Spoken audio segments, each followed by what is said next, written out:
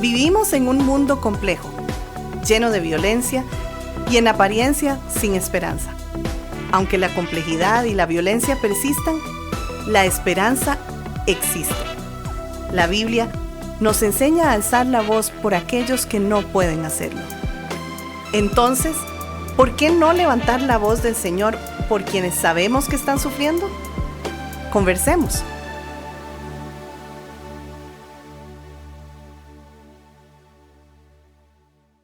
En el podcast anterior procuramos que se haya entendido las deficiencias que conlleva el seguir tomando como modelo relacional ante diversos estresores las actitudes del triángulo dramático que se refiere a actitud de salvador, perseguidor y víctima.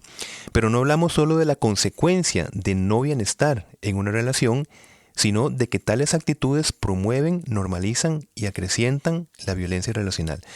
Hoy pues ya iniciamos con un nuevo modelo, como lo hablamos la semana pasada, y siempre contando con el privilegio de mi hermano, amigo Alonso. ¿Cómo estamos en esta mañana? Aquí estamos. Aquí bien. Estamos. Un día a la vez, bien. Ese es el punto. Pues mi hermano, una persona cuya actitud codependiente, predominante, es ser salvadora, es decir, quien asume la irresponsabilidad del otro como ejemplo, por ejemplo, de esposa o esposo virtuoso, junto a una pareja de actitud predominante perseguidor, quien asume que la otra persona es la responsable de su actitud maltratadora, ¿qué resulta? De mi hermano, ¿qué vamos a decir? Un sistema disfuncional, un sistema sostenido por la violencia. En un peliculón de esas series de... Tiene que haber películas en esa línea. Sí. Y si le damos un tinte cristiano, ¿verdad? Esta pobre esposa salvadora quiere ser esposa virtuosa, pero es una esposa salvadora que va intercambiando entre mayúscula y minúscula la S, ¿verdad? Y que sostiene. Que la dinámica sostiene. Ese es el punto. Correcto. Sí, sostiene la violencia que también puede darse de un esposo ante una esposa perseguidora. Sí, ¿verdad? E inclusive con los hijos y con otros medios. Ajá. Que malentiende liderazgo con ser salvador. Correcto. Y lo que está haciendo es que mantiene un sistema de violencia. Igualmente la esposa, malentendiendo el concepto de esposa virtuosa o de mujer virtuosa, sostiene un sistema disfuncional de violencia. Ahora, desde una actitud de víctima, quien sufre diferentes tipos de maltratos, esta persona va a quedar, digámosle, congelada, negando, minimizando los recursos propios para salir de esta relación abusiva. ¿Y qué es lo que espera? Mira, espera que haya un acto milagroso, ¿verdad? Como dirían en las películas, para que el sapo se convierta en príncipe, ¿verdad? Exactamente. Eso es lo que se espera, ese es el idealismo, ¿verdad? Sí. Pero lamentablemente los sapos no se convierten en príncipes, ¿verdad? Siguen siendo sapos. Solo en los cuentos. Solo en los cuentos. Sí. Y cuando hablamos de recursos propios, por nuestra línea ministerial, valga la redundancia para aclarar que nosotros, por supuesto, no entendemos ningún recurso funcional que no venga desde el recurso de Cristo mismo, correcto, donde el Espíritu Santo toma las riquezas de Cristo y las va trasladando al creyente. Eso es lo que conocemos como santificación. Nuestra unión con Cristo por el Espíritu. Así que procuramos, colaboramos con nuestra propia santificación, no estorbando esa dinámica, digámoslo así, ¿verdad? O no resistiéndonos a esa dinámica. Exacto. ¿Cómo nos resistimos? Nosotros procurando viejos modelos. Exactamente. Sí, saliendo de esos viejos modelos, identificándolos y permitiendo que el Espíritu modele estos nuevos modelos. Sí. Valga la redundancia una vez más. Sí. Entonces, la propuesta del triángulo de la vida no es un idealismo, no es una construcción humana, nada. Son recursos revelados en las Escrituras que hemos identificado y que están alcanzables, y esto me encanta, desde la permanencia en Cristo. Y ahí léanse Juan capítulo 15 para entender la permanencia. Y que cuenten cuántas veces se dice permanecer. Y traer el fruto y más fruto y fruto abundante. No vamos a hablar de Juan 15 porque si no nos vamos de más tiempo el programa. Pero entonces, por la permanencia en Cristo, en quien por medio del Espíritu Santo transforma nuestra cosmovisión, ¿y qué hace? Nos potencia. Nuevos hábitos, nuevas relaciones, nuevas funcionalidades en nuestro discernir y el actuar. Según Hebreos 5:14, ¿verdad? Dejamos ya esas simplezas y avanzamos a la madurez. Exactamente. Entonces, este programa, este podcast se va a enfocar en ese paso, en aprender a andar en vida nueva, donde la vida nueva significa identidad en Cristo. es decir, que responde al quién soy. Okay. ¿Verdad? Entonces, con esto pasamos del primer rol de víctima a identidad en Cristo. O sea que el primer vértice del triángulo de la vida es identidad en Cristo y responde a la pregunta ¿quién soy? Sí, y vamos a empezar desde el rol de víctima. Del rol de víctima. Sí, okay. que ya muchas veces ya identificamos en el triángulo dramático, uno de los vértices es víctima. Es decir, ¿qué dice la víctima? Digamos, si los otros no se responsabilizan de mi persona, entonces es por la razón por la cual yo estoy en tal situación.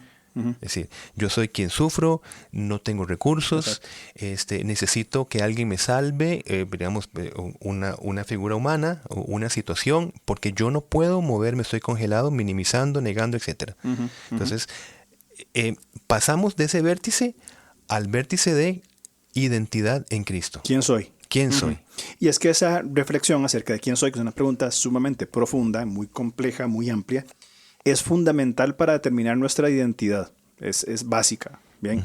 Lamentablemente, responder quién soy condicionado por fuerzas afectivas primarias, hemos hablado de un modelaje familiar disfuncional, todo el bagaje que traemos encima, una voluntad del poder dominante, es decir, del abusador que va implantando una falsa identidad en la víctima, influencias sociales, influencias culturales, inclusive biológicas, pues confunden esta pregunta. Claro. Y ante esa pregunta mucha gente simplemente responde, bueno, yo soy ingeniero, yo soy futbolista, yo soy pastor, yo soy el esposo de...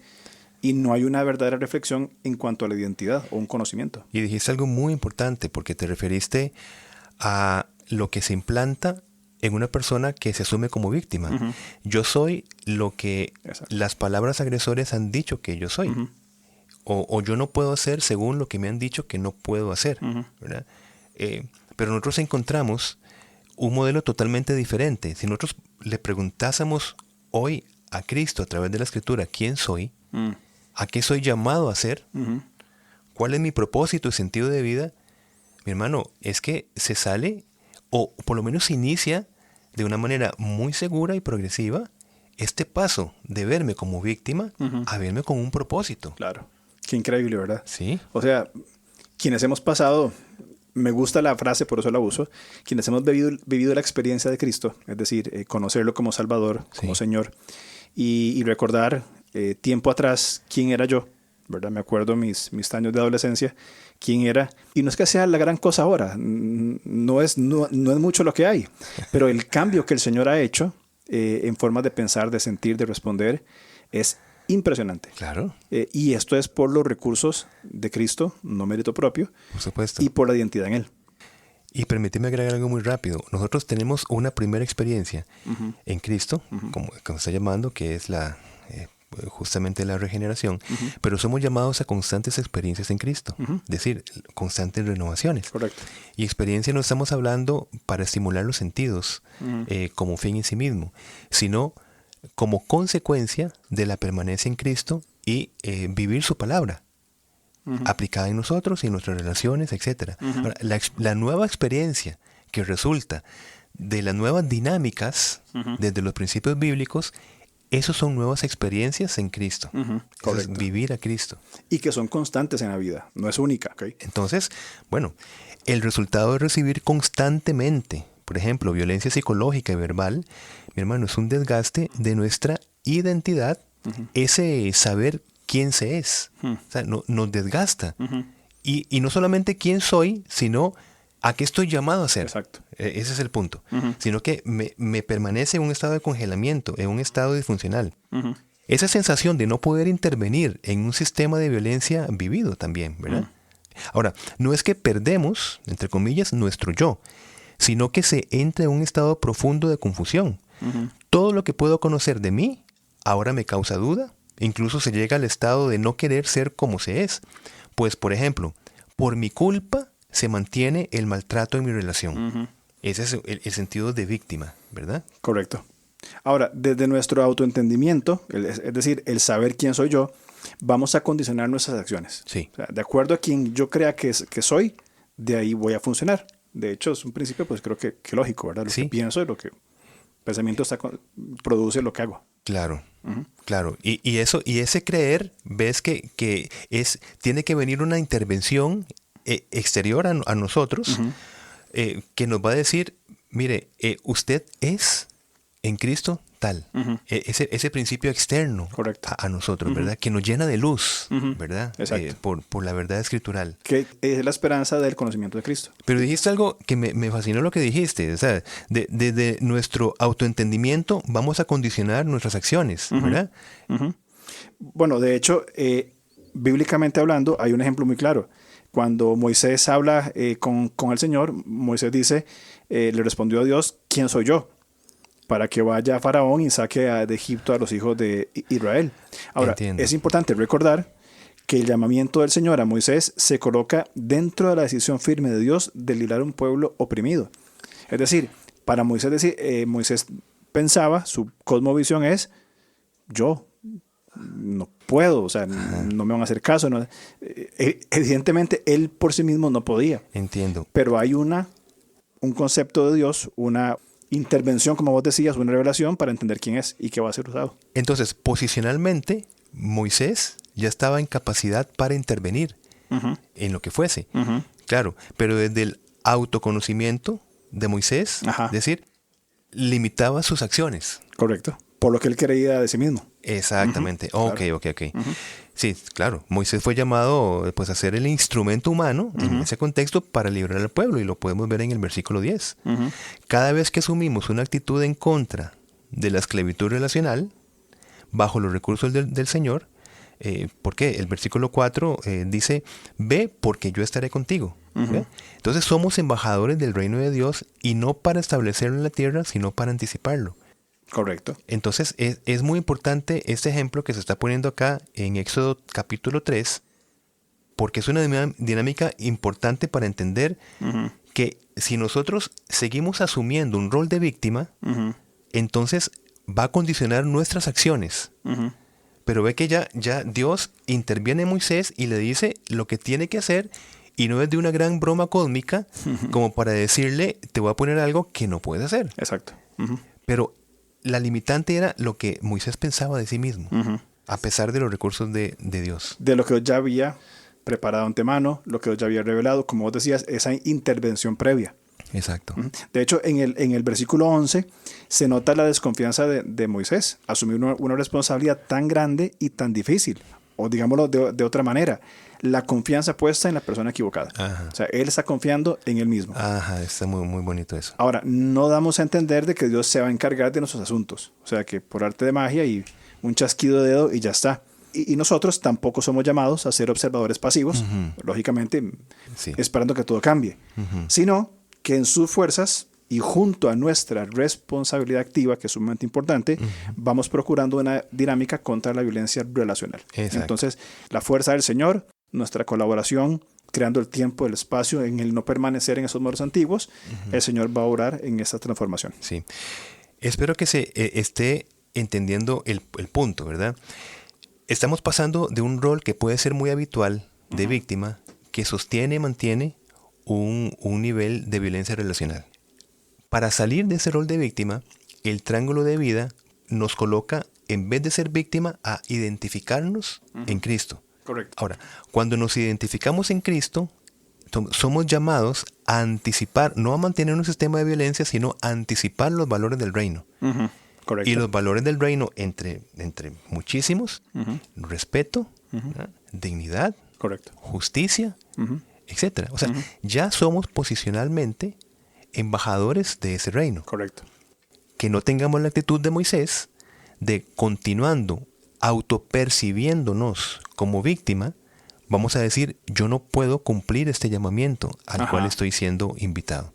Hay una línea interesante entre ser vulnerable y ser responsable, que creo que es la dinámica que estamos queriendo transmitir, de que en contra de la actitud de Salvador, cuando estamos en Cristo, potenciamos o somos potenciados en Cristo para un rol de, sí, soy vulnerable, yo reconozco mis limitaciones, mis incapacidades de no poder salvar, santificar, transformar, hacer, pero al mismo tiempo reconozco mi responsabilidad, en este caso de permanecer, vamos a hacerlo en orden, mi responsabilidad de no permanecer en dinámicas disfuncionales porque las he identificado, y mi responsabilidad de asumir nuevos modelos relacionales.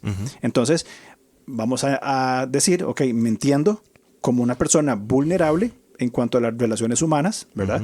Y a la vez responsable, como vos decías claramente, de anticipar los valores del reino. ¿Cuáles son? Hay muchos, lógicamente, pero respeto, justicia, paz, dignidad humana. Sí. Es lo que anticipamos en estos nuevos modelos de relaciones interpersonales. Claro. Esto es tan importante, ¿verdad? Del Señor tenemos todos los recursos, pero recuerdo inclusive lo que le dijo el Señor a Josué, ¿verdad? Mira que te mando, o sea, que te mando, ¿sí? Que te esfuerces y seas valiente, no temas ni desmayes porque Jehová tu Dios está contigo en donde quiera que vayas. Nada más rápidamente veamos esta relación.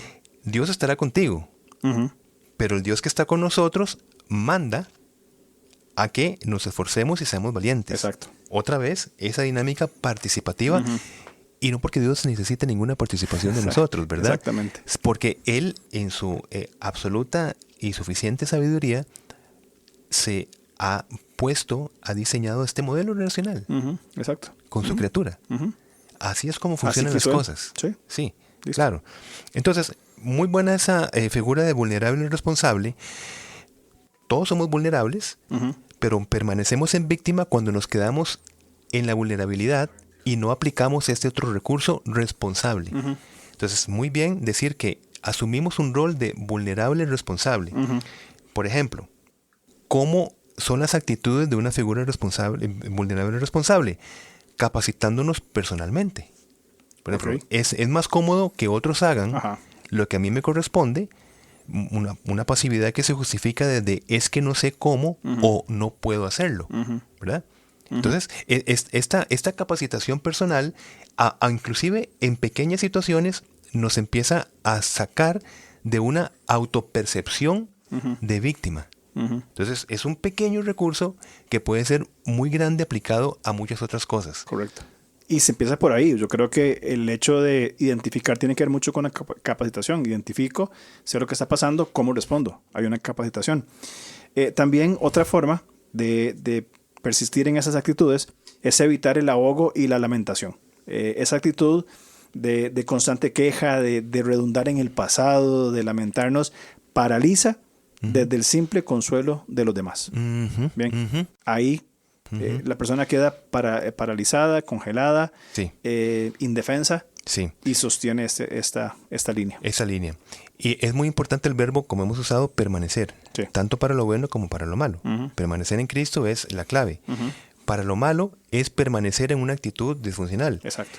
El consuelo, que por supuesto somos llamados a consolarnos mutuamente, pero como un primer recurso, no para el mantenimiento del consuelo, porque el consuelo como tal hace que la otra persona permanezca en una actitud de víctima, como bien has dicho vos, desde la dinámica del desahogo y de la queja constante. Que supuestamente hay un paliativo cuando encuentro un consuelo. Claro. Sí, no, es que mira, es que te comprendo porque es que vos no puedes hacer tal cosa, ¿verdad? Entonces, supuestamente hay un consuelo, supuestamente. Pero si fuera necesario, no volvería otra vez la queja y el desahogo, porque necesito volver a buscar otro nuevo consuelo.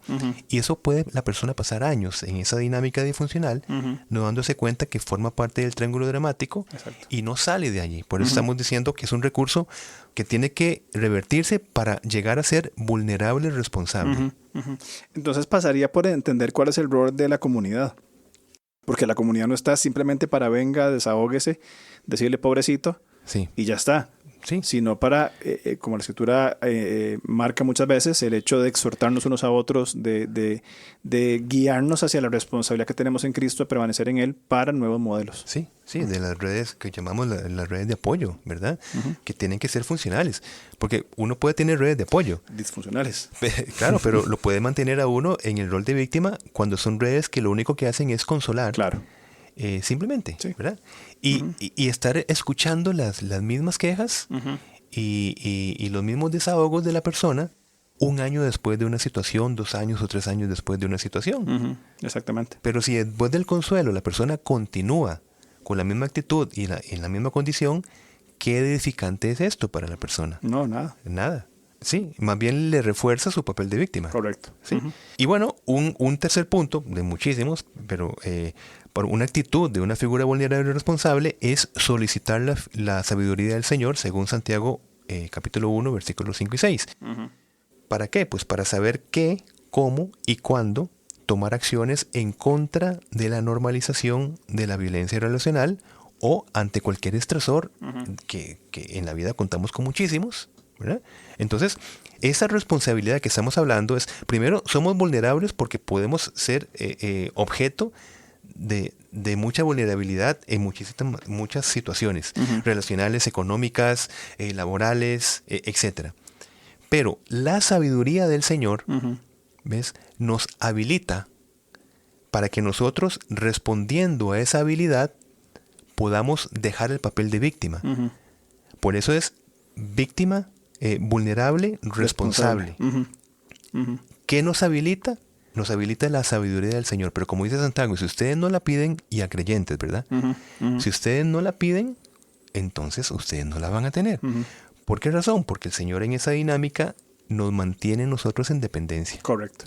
Bueno, y es una forma de permanecer entonces.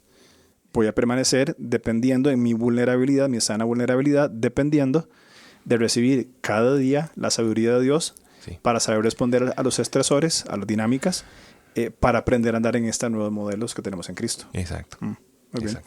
Bueno, creo que a manera de resumen, para ir acabando este programa de hoy, creo que esta dinámica, ser vulnerable, responsable, es lo contrario a ser víctima. Sí. La víctima actúa como si no tuviera recursos para resolver sus problemas, buscando que otros se lo resuelvan y, para colmo, coloca su esperanza de resolución en el mismo maltratador. O sea que esto nace desde el vínculo traumático. Entonces, ¿qué es lo que produce esto? Un estado continuo de resignación. Claro. O sea, no va a haber forma de salir. Y esto fortalece y sostiene el ciclo de la violencia. Sí. Si se arrepintió, luna de miel y todo muy lindo, él va a cambiar, aumenta la tensión, etc. Viene, sí, por esas dinámicas disfuncionales de víctima. Sí. Entonces, el vulnerable, el responsable, ve que estamos dando mucho énfasis porque, uh-huh, es importante esta figura. Correcto. ¿Verdad? En vez de víctima, uh-huh, figura de vulnerable, responsable. Uh-huh. Uh-huh. Se compromete activamente para colaborar en su propia recuperación de vida. Uh-huh. Esto es muy importante, sí, ¿no? Según el modelo bíblico, en contra del repudio, por ejemplo, en Malaquías 2:16. Uh-huh. Una persona puede verse como víctima del repudio. Bueno, ajá, esa es la vulnerabilidad. Uh-huh. Está bien. Correcto. Uh-huh. Que podemos ser víctimas de un repudio. Uh-huh. Cualquiera. Cualquiera. Es un estresor. Exactamente, es, uh-huh, un estresor. Muy bien. Uh-huh. Esa es si me quedo en esa actitud, soy víctima. Exacto.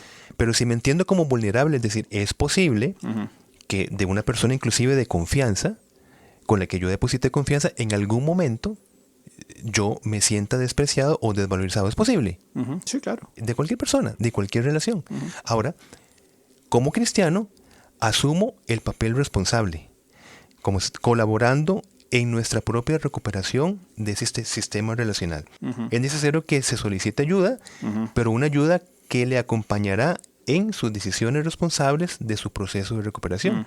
Entonces, no significa que un vulnerable responsable asume las cosas de su propia vida sin... Ahora sí, ya entendí que no tengo que comentarle a nadie y resolverlo yo desde una sabiduría con el Señor. Me encierro en un cuarto, uh-huh, me pongo una capa, uh-huh, y empiezo a volar, uh-huh, ante mis problemas. No. Exacto. Es una persona vulnerable y responsable tiene la sabiduría para acercarse a redes funcionales, uh-huh, de apoyo funcionales. Uh-huh.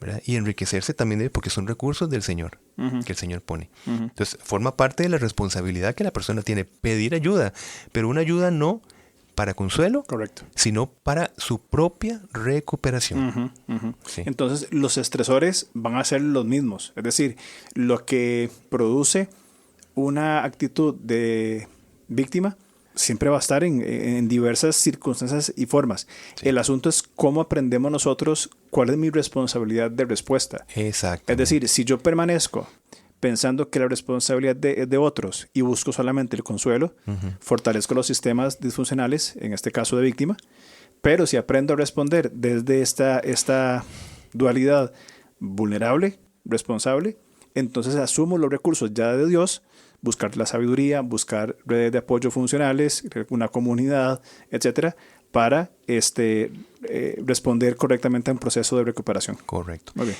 Sin sabiduría, respondemos dentro del triángulo dramático. Sin sabiduría, del rol de salvador, paso al rol de perseguidor. Ok. O paso al rol de salvador. Uh-huh.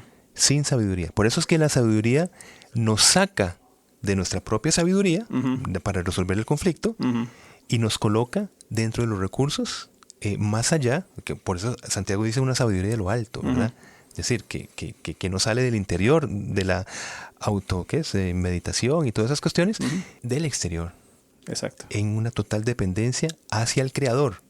Entonces, es importante. Y Dios tiene la disposición, Santiago otra vez, ya vos lo citaste, pídamelo y yo daré abundantemente y sin reproche. Este es el camino, sabiduría de Dios para salir de estas dinámicas. Pero pidan con fe. Exactamente, no dudando. No dudando nada. Para que hoy no estén pensando en esto y mañana vuelvan otra vez al triángulo dramático. Exacto. Que no sean arrastrados por esas olas, ¿verdad? Pero es que esta expresión, pidan con fe, creo que ilustra muy bien el principio de vulnerable responsable. Sí. O sea, yo soy vulnerable, necesito, pero también asumo esa responsabilidad. Pido con fe. Sí. Aquí estoy. No puedo, pero puedo en ti. Por eso bien dijiste que un común denominador en el triángulo dramático es el trabajo de la responsabilidad. Correcto. Que en cada faceta tiene su acomodo ahí, que como vamos a estarlo compartiendo. Ok. Muy bien. Entonces terminamos el primer vértice del triángulo de la vida. Próxima semana, segundo vértice. Sí. Muy bien. Entonces hablamos la próxima semana sobre el triángulo de la vida. Muy bien. Parte 3. Acompáñanos por favor y bueno, gracias a Dios por ese espacio. Ok, nos vemos entonces. Nos vemos, chao. Gracias por escucharnos. Estamos listos para seguir conversando a través de nuestras redes sociales. En Instagram, búsquenos como @levantacr. En Facebook, como levantacr. O contáctenos al correo alonso@levantacr.org.